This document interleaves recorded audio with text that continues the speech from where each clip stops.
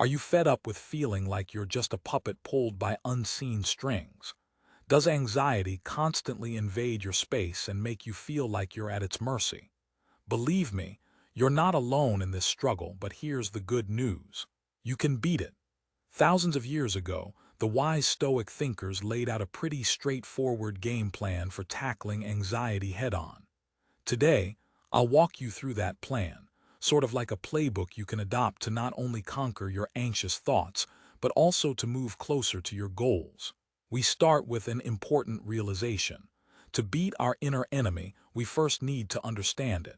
The first force we have to grasp is desire. It's like the engine that fuels most of our anxiety.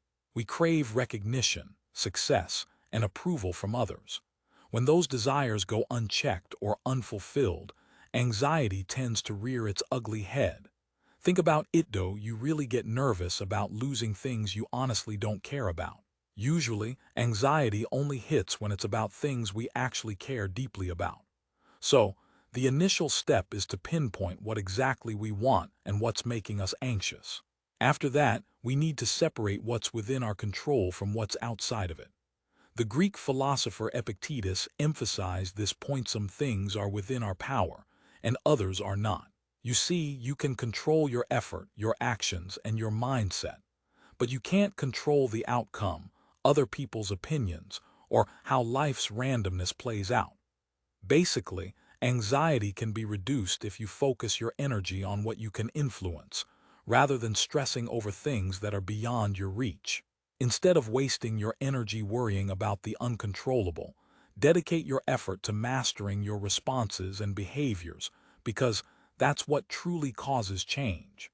The next step is to examine your fears, those shadowy cousins of desire, the ones like fear of failure, rejection, or the unknown. These fears tend to freeze us in place, keep us stuck in our comfort zones, and keep the fire of anxiety burning high, just like logs thrown onto a bonfire. The Stoics suggest we approach our fears rationally. Think about it: what's the absolute worst that could happen? Sometimes, just confronting these fears head-on makes them shrink and seem less intimidating. Many times, we find out that the worst-case scenario isn't really so bad after all. It's manageable and even survivable. Seneca pointed out that dwelling on evil outcomes can strip them of their power because what we imagine rarely ends up as a shock most of the time. It's just our perception playing tricks on us. That's the core Stoic insight. Anxiety isn't about the actual problem but how we perceive it. So, Eve first examined what triggers our anxiety. Then, I focused on what I could change through my actions and thoughts. After that, I took a hard look at my fears and challenged my worst-case scenarios. The last step is to evaluate our first impressions, initial feelings or thoughts that pop into our minds when we face a situation. The Stoic approach is not to be afraid of these impressions but to face them directly. We should not allow fear to control us. Instead, we confront it head-on, knowing we're capable of handling what comes. Now let me explain impressions a bit more. They are the quick, almost instinctive reactions we have as first thoughts that just appear when we encounter something new, like a job interview, a first date, or even a harsh comment from a friend. Here's the key: you don't have to accept every impression at face value. The Stoics believed we have the power to judge these impressions, accept, reject, or tweak them. That's the real power. Seneca summed this up nicely. We suffer more often in imagination than in reality. How much of your anxiety comes from fears that are only rooted in your imagination? If your worries are mainly about what you're imagining, then you're actually capable of changing that. You can challenge those initial impressions, reframe them more rationally, and see things in a different light. Ask yourself, are your fears as bad as they seem? If you can soften or moderate those fears, then plan how you might take action to eliminate or reduce the negative consequences. Earlier, I talked about changing our mindset and environment through thoughts. Now, let's move into action. The Stoics understood taking action is one of the most effective ways to dispel anxiety. Don't just sit around waiting for worries to vanish. Engage actively in the world because inaction is often the biggest fuel for anxiety. Pushing things off, procrastinating on tasks, avoiding tough conversations, that's what causes anxiety to grow. The longer you delay, the larger that mental monster becomes, often turning into something far worse than the original task. That's because your mind starts imagining the worst-case scenarios, amplifying failures, and illustrating inevitable disaster. But remember, all that power to worry and fear exists inside your head, and you have the ability to do something about it. How? As Marcus Aurelius famously said, the obstacle is the way. Small, deliberate steps toward your goals can help you regain control. Whether it's preparing for a difficult presentation or having that tough talk you've been avoiding, break it down. Spend just 15 minutes researching. Then tomorrow, outline your ideas, practice the opening, and so on. Each tiny move is a victory, proof that you're capable, that the task isn't as insurmountable as your anxiety claims. Once you've taken that first step, look at the negative thoughts that still linger and confront them directly. We've already worked on our thoughts, learned to tame fears, and taken action to reduce our worries. That's the rhythm. Now we return to our thoughts. Because, even with good actions behind us, certain destructive mental patterns, what we call cognitive distortions, can still mess us up. These are shortcuts the brain takes, but they usually lead us to negative, unfair conclusions. For example, catastrophizing is one such distortion. That's when you blow a minor problem way out of proportion, like, I didn't get that promotion, so my entire career is finished. Or overgeneralization. If you fail one test, you might think it's because you'll fail all of them, an absolute black and white view. Then there's all or nothing thinking, where you believe if you're not perfect, you're a complete failure. Recognizing these distortions is half the battle, because once you see them, you can challenge them with Stoic logic. Say you're afraid of failing a new project at work. Your mind might tell you, if I fail, I'll look like an idiot and everyone will think I'm incompetent. Now challenge that. Is failure guaranteed? No. And even if you do fail, is it really the end of the world? What's the worst that could happen?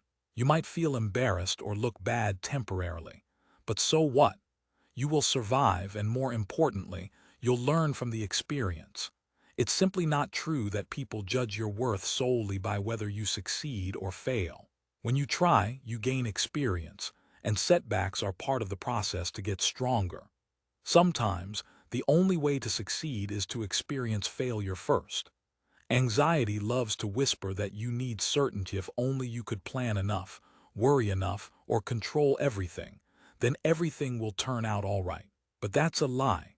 Life is inherently uncertain. Markets crash, illnesses happen, plans fall apart. Holding onto the illusion of control just makes falling harder when it happens. The Stoics understood this all too well. They knew trying to control what's beyond our influence only leads to suffering. So, how do we accept uncertainty?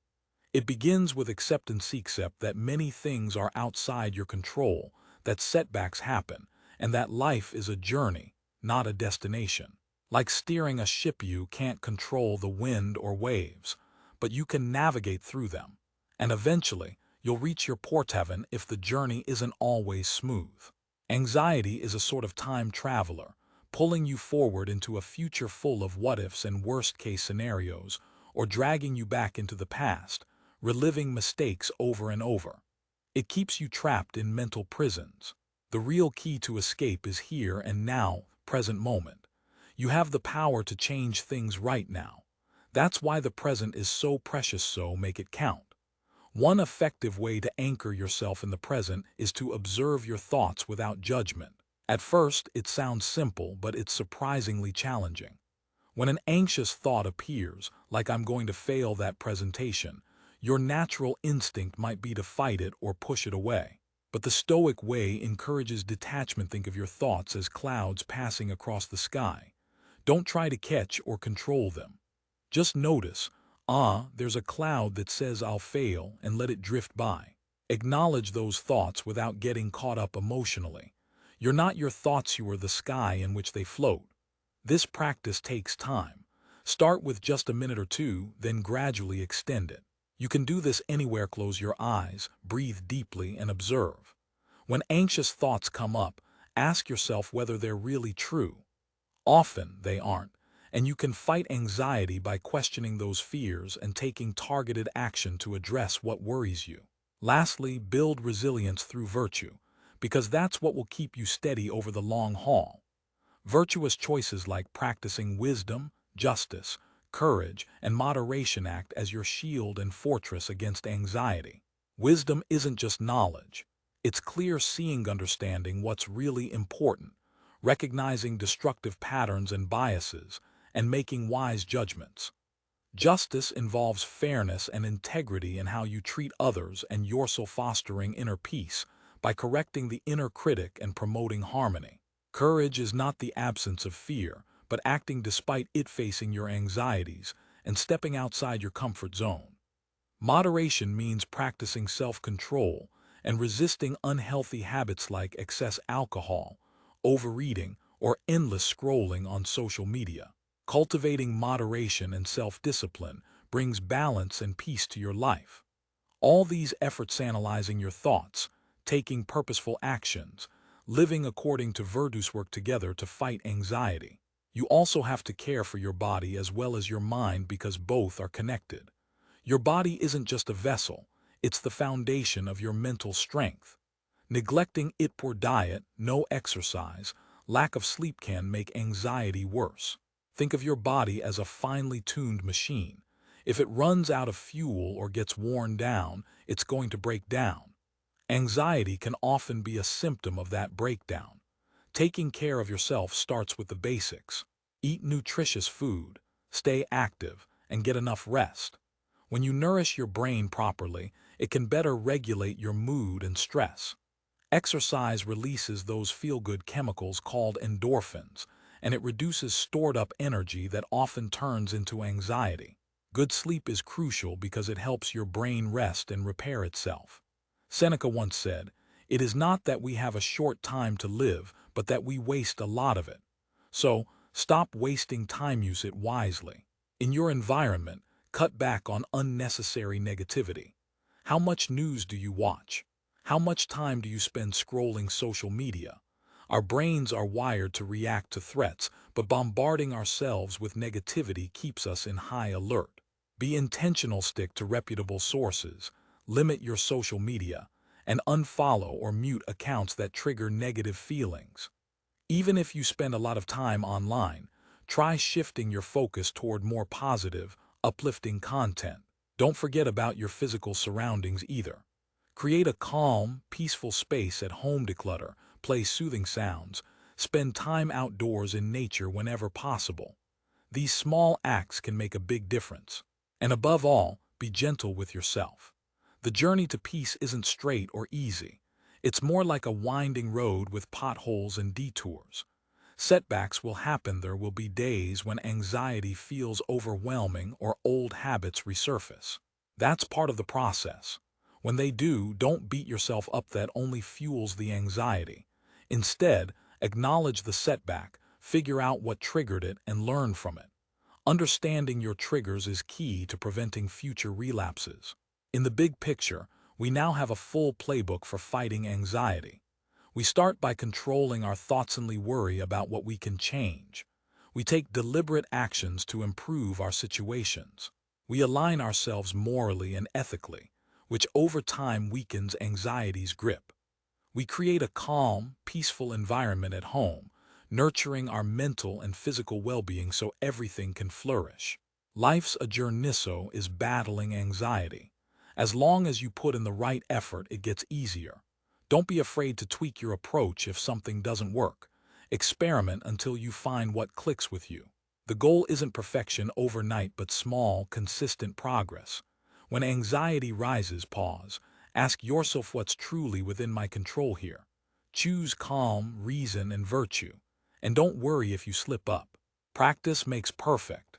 Every time you apply these principles, you strengthen your resilience and reclaim your inner peace. Remember the words of Epictetus: don't just understand theory, embody it. Living your philosophy, making it part of who you are, is what makes the difference. Let your actions, your words, and your choices reflect the wisdom you've cultivated.